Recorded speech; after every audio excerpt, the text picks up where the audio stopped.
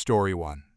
So, I recently spent a full week at Disneyland with my family. Everything was wonderful. The cast members were amazing, although there were definitely a couple of unusual Disney adults, and this is where things start to get interesting. First, I should say that I am sincerely the most easygoing person there is. If someone has a problem with me, I usually just let it go and walk away. I never stand up for myself. It is a frustrating trait, for sure. Well, this time I finally did something about it. It was the last day of our trip, and our very first time going during a seasonal Halloween event. Our last visit had been 11 years ago, so I wanted to make sure everyone had the best time possible. One of my mom's biggest wishes was to meet Jack Skellington and take a photo with him. We had tried so hard, but with the little ones it was nearly impossible.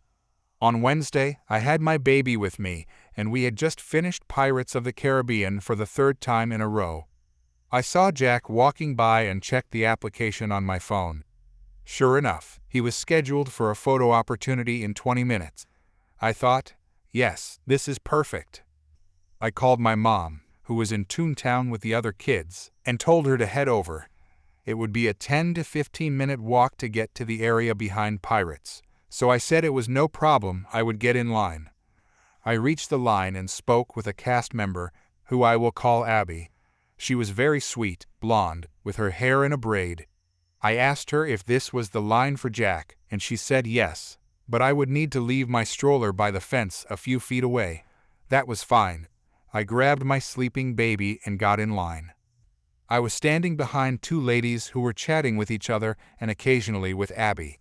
Wanting to make sure I wasn't breaking any rules, I asked Abby, "Is it okay if I wait in line for my family, who will be taking the photo?" She said, "Absolutely.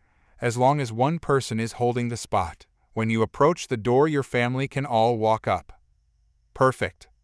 I didn't want the line to look longer and cause the meetup to close early since there could be 9 of us taking a photo.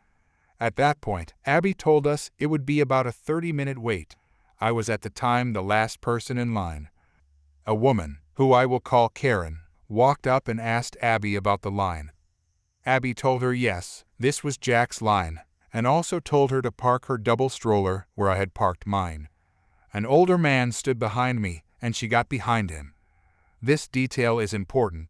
I was hyper-aware of my surroundings because I knew I would have to describe everything I saw around me for my mom to reach me.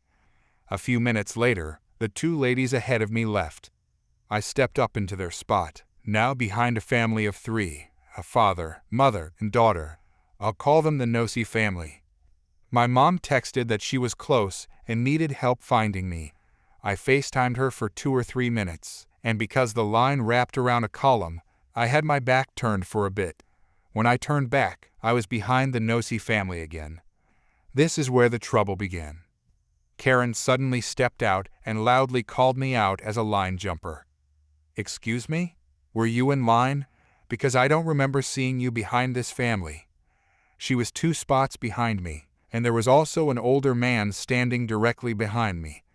I calmly but firmly said, "I've been standing in line this whole time." She turned to the older man and said, "Was she in front of you? Was she? Because I remember you standing behind this family." He didn't want to get involved and just shrugged without sticking up for the fact that I had been in front of him. I said again, "Like I said, I've been here the entire time. Go ask the attendant." Karen stopped for a moment, but I could tell she wasn't done. I brushed it off and laughed about it when my sister Jay came up, while my mom was parked with the little ones. I told my sister I had just been accused of cutting in line and laughed at how ridiculous it was. But Karen decided to escalate. She brought over another cast member, who I will call Tracy. Tracy had the attitude of someone who just wanted to get this over with and not deal with adults causing a scene. Karen pointed at me, speaking loudly, saying I had cut the line.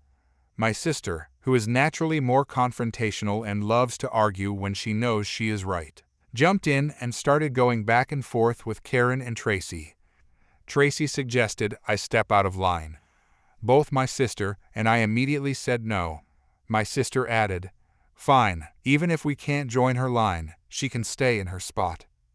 At this point, people were pointing, whispering, and the nosy family was speaking in Spanish, saying I wasn't behind them.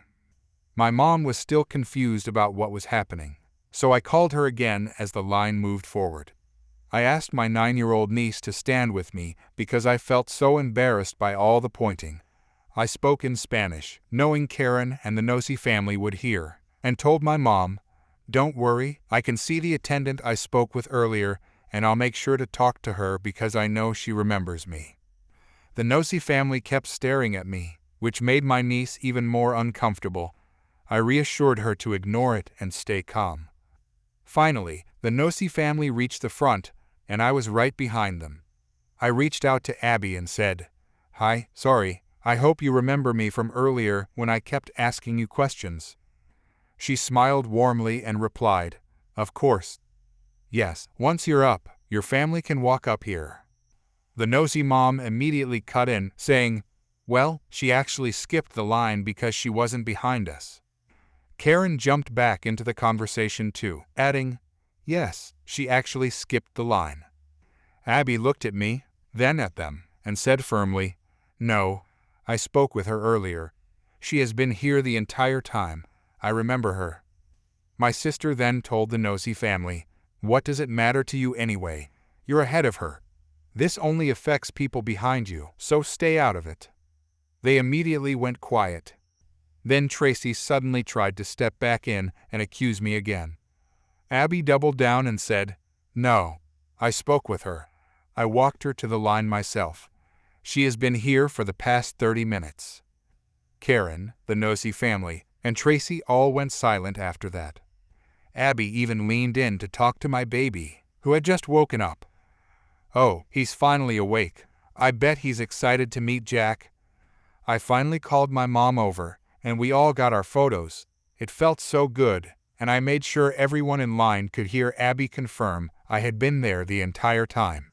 It felt amazing to stand my ground for once. I couldn't stop enjoying the moment.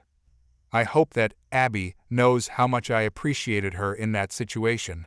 I truly wish I could remember her real name. If you happen to know someone there who matches that description, please tell her thank you. Story 2. This story's pretty big, so I'll give some context.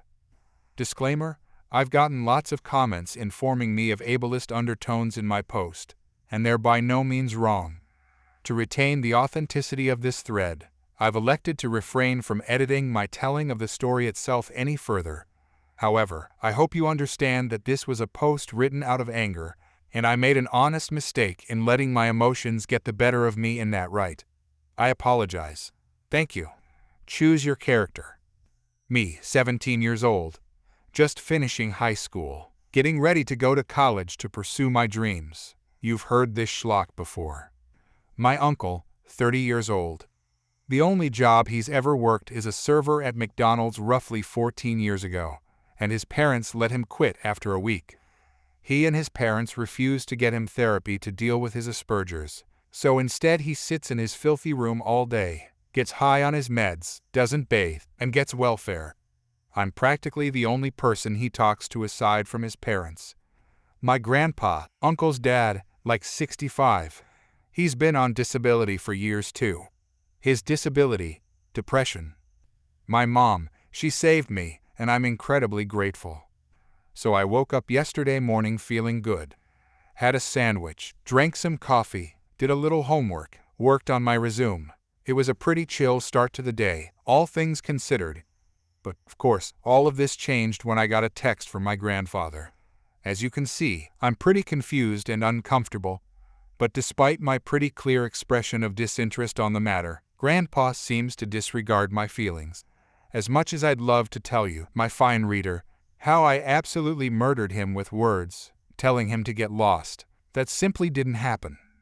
I asked my mom to back me up because I was scared and confused and didn't know what to say because he's my grandpa. So after the texting exchange depicted above, I receive a call from my grandpa. Still completely unsure of what to do. I have it on speaker so my mom can hear. I ask how he's doing. He starts venting to me about all his adult issues, does that nonsense all the time, and then gets down to business. He pretty much demands, not request, but demands me to call his brother, who I've only met like 2 times ever, so we can discuss where my uncle goes after he and Grandma pass away. I tell him one more time, "Grandpa, I'm 17.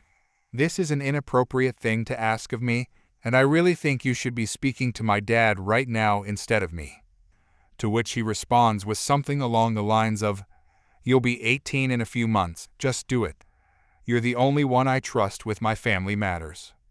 Might I remind you, my mom was sitting across the room, listening to this, and that last line really set her off.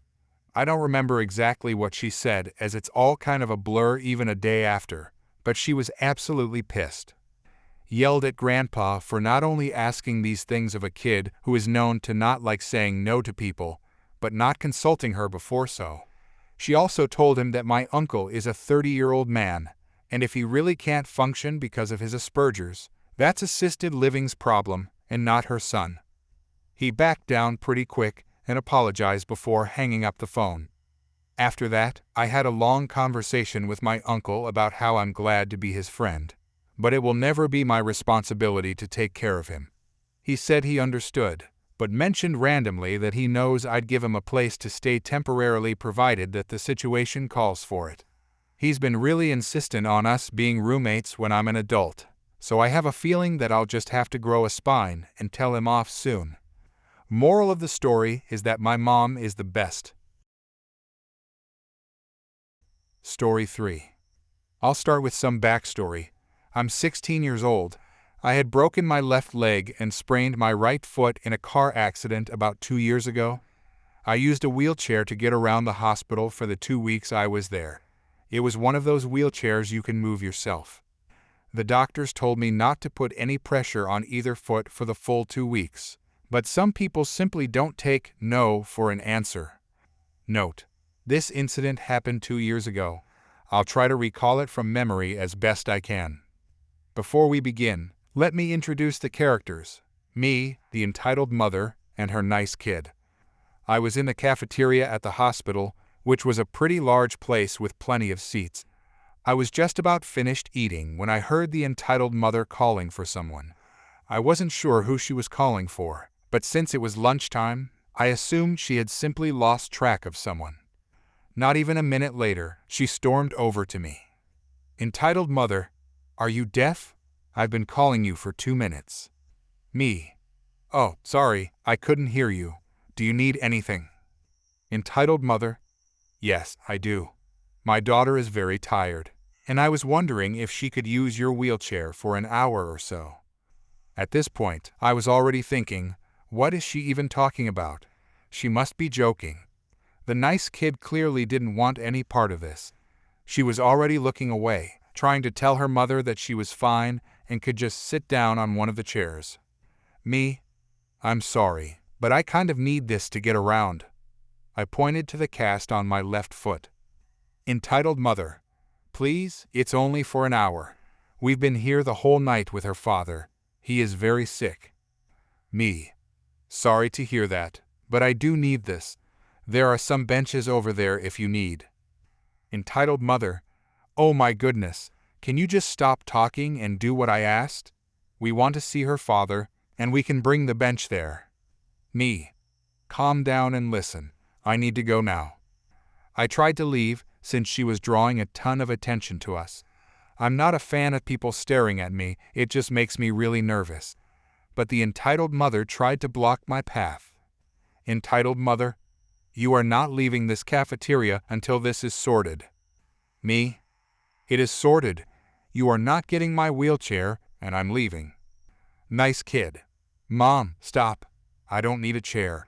I can walk. Entitled mother: how dare you speak to your mother like that? I'm only trying to help you. Nice kid: you are not helping anyone, and everyone is staring at you. And she was right, people were staring. By this point, several others in the cafeteria were telling the entitled mother to let it go and leave me alone, but she wasn't having it. She even went as far as to claim that I was being unfair to her and that I was faking my injury. The back and forth went on like this for a few minutes until finally a nurse came over. The nurse firmly told the entitled mother that she either needed to go back to the patient she was visiting or leave the cafeteria altogether. The entitled mother eventually left, though clearly not happy about it. The nice kid, however, went back to see her father. Later, I ran into her on my way back to my hospital bed.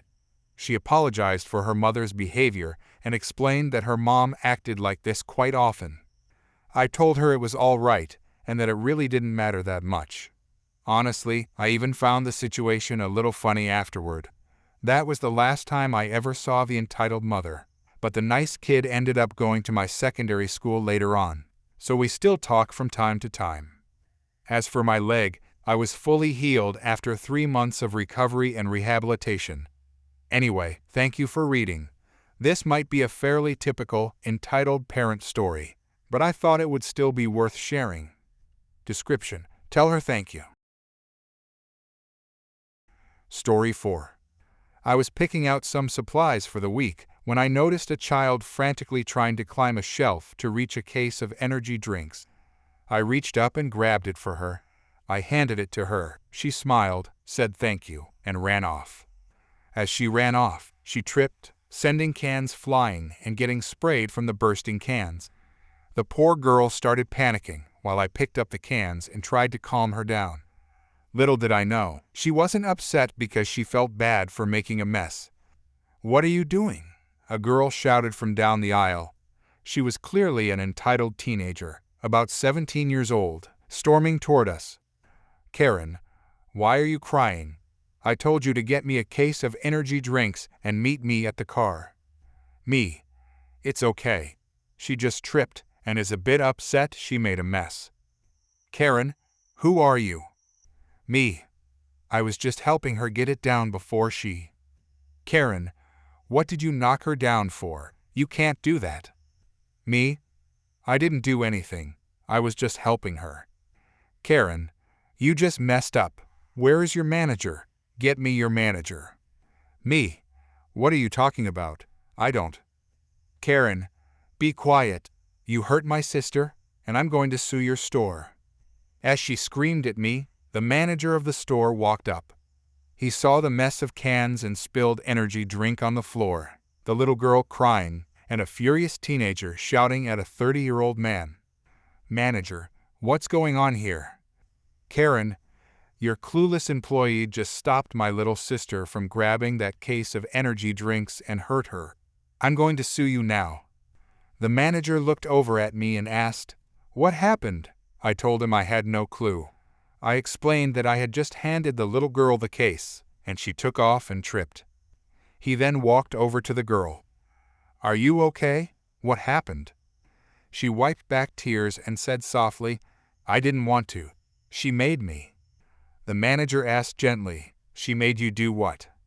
The girl whispered, "She made me take it. I was supposed to grab it and take it to the car." Karen quickly cut in, "It doesn't matter. Your employee hurt her trying to stop her. I'm going to sue you for hurting my sister." The manager then knelt down and held the little girl's hand. "It's okay. Let's get you cleaned up." He motioned for the assistant manager, who had come by to see what was happening. He told her to take the little girl to the back room to get cleaned up. Karen snapped, "You think this is going to save you? We're still going to sue no matter what you do." She then followed the assistant manager and the little girl into the back. The manager then asked me to follow him to the front of the store, where he flagged down a police cruiser that was sitting in the parking lot. I don't live in the nicest area, so there always seems to be one nearby. Another car was called in, and the manager and I watched as Karen was taken away, kicking and screaming. Karen shouted, "What are you doing? Employees can't touch you. He hurt my sister. Arrest him. Little sister, they hurt you. Tell them." But the little girl didn't say a word. She just clung to the assistant manager, quietly watching. The manager informed the officers that I didn't work for the store and that I hadn't tried to stop the girl. He showed them the security tapes, which clearly backed up my story, so I was in the clear. The police then took a statement from me and let me go. It turned out that their mother wasn't providing proper care and was rarely home. Because of this, the older sister had been mistreating her younger sibling and forcing her to steal for her. Child Protective Services was called in and removed the little girl from that terrible situation. Once she was safe, she told them everything that had been happening. The older sister, Karen, was charged with child abuse and later sentenced to prison. Story 5. So, a little backstory. I'm a nerdy 25 years old who loves to modify keyboards. I've modified a few of my own keyboards and ended up getting some good results. I then hang out at a friend's place who owns a keyboard shop who commissions and repairs keyboards. They also allow mods for their keyboard if they bring their keyboards there. I'm good friends with the owner, and I usually hang out in his shop to learn how to build a keyboard, from testing out the PCB, printed circuit board, to soldering the switches. Story. So, I was at the shop just hanging around there, and the employees and owner offered to teach me how to solder switches, to which I'm bad at. And there I was, just finished soldering around 10 switches. I'm pretty thin and weak, so I get tired easily.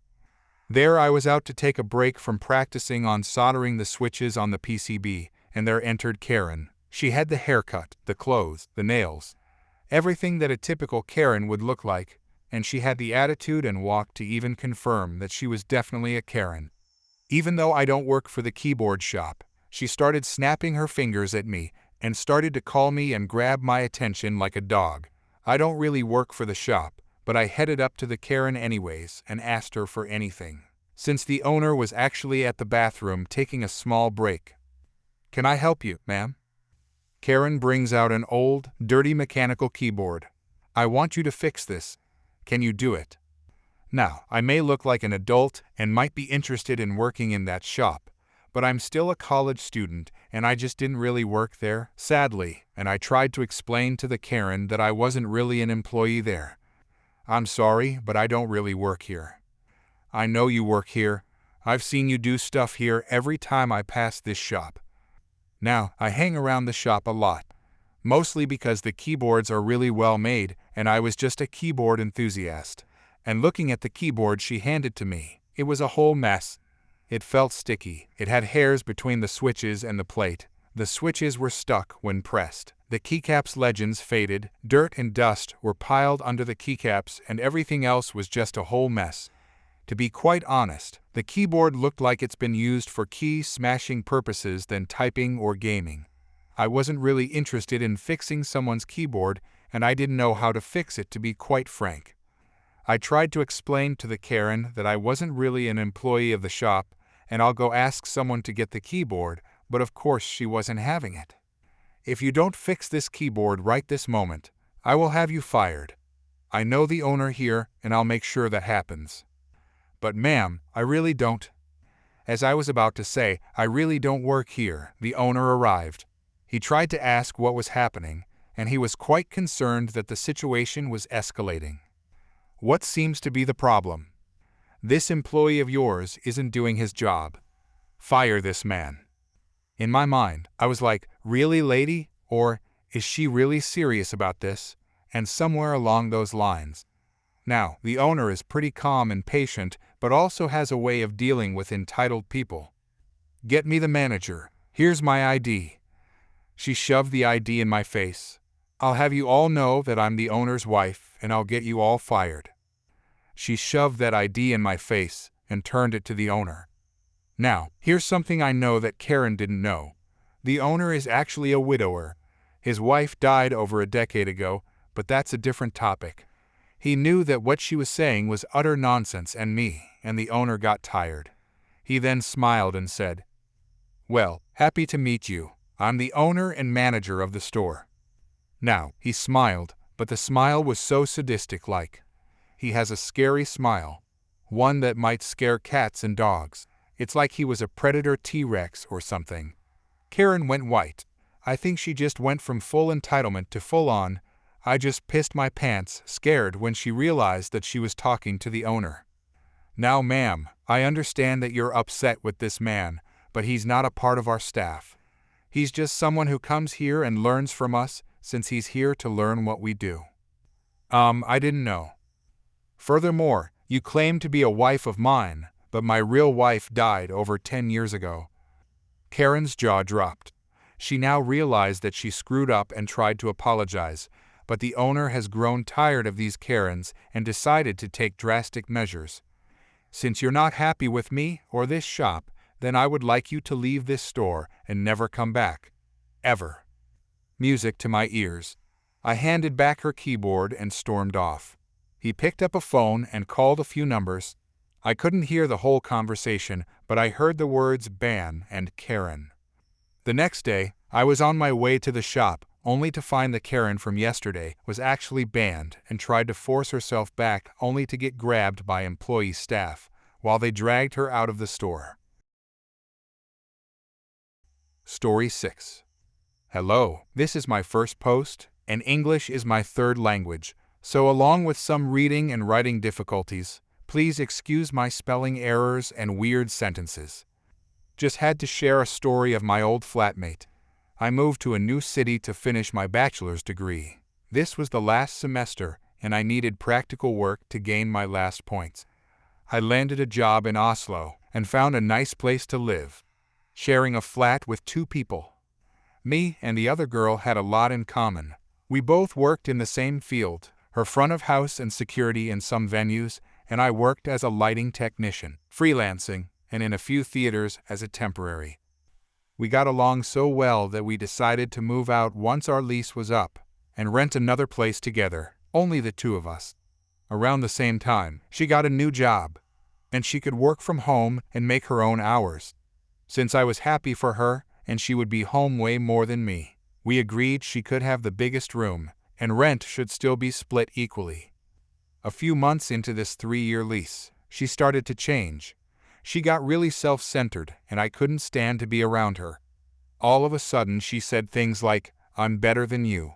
My job is better than yours. I make at least twice what you make. You're a nobody and can't do anything for me." This ended in me not wanting to be around her, and I moved all my stuff into my room, only going out to use the kitchen or the bathroom. She also chose to spend thousands of dollars on new fancy dresses instead of paying me back $25 for the internet bill, saying she didn't think it was important to pay me back. New clothes were more important. Sorry for the long backstory, but I needed to give you an image of how my entitled flatmate was as a person. During our last year living together, I was working myself hard. Normal hours for a tech in Norway is 5 hours a week, and I was working at least 80 hours weeks for over 2 months, with only 1 day off in that entire time span. That meant I was out the door before 7 a.m. and home after midnight. So, I showered and went straight to bed. I was too tired to do anything else. One night I dreamt of a car alarm, and it didn't stop. Then another sound chimes in. Wait. A doorbell? This didn't fit into my dream, so I woke up. Indeed, someone was ringing our doorbell, and the fire alarm was going off in the building. Central fire alarm. My eyes were groggy, and I went to open the door. It was 4 a.m. This guy was looking at me. He didn't say a word, so I asked him, "What's going on? Is it really burning?" Remember, I've been working over 200% for over 2 months. The guy just looked at me with a shocked face and said, "Girl, the alarm is going off from your apartment." This made me wake up. I looked around, and indeed, our entire apartment was covered in gray, thick smoke. I went to the kitchen, as I assumed my flatmate was cooking. No open flames, thankfully, so I turned the oven off and opened it. Opened all windows in the apartment before walking into Sleeping Beauty's She is the Beast actually room. She had fallen asleep with a pizza in the oven. And now the fire department, police and ambulance were on the spot. The police took statements and the firemen looked in the oven and made sure all windows were open. Things went on till 5 a.m. and she had to take the blame, as it was her fault. I was offered to be checked out by the ambulance personnel since I had inhaled a lot of smoke, but I declined. Just wanted 1 more hour of sleep before I had to leave for another day at work. I was told to go to the emergency room if I felt any discomfort throughout the day, as smoke damages can accrue late. That evening, mid-second shift, I started having problems breathing, so I finished the show and my boss sent me off an hour early to go to the emergency room. I was quickly put on oxygen not even 5 minutes after I arrived, and seen by a doctor 2 hours later. My throat was swollen from the smoke, but thankfully no lasting problems. Just 3 weeks of breathing heavily. No heavy lifting. Reminder, I'm a lighting technician. Heavy lifting is 60% of my job. My bosses were really nice about it, and I gotta take it easy the next 3 weeks. After hours at work in the emergency room, I came home to my entitled flatmate. She demanded I pay half the fine she got from the fire department. I mean, she could have killed me, and now she is expecting me to pay $600. I exploded.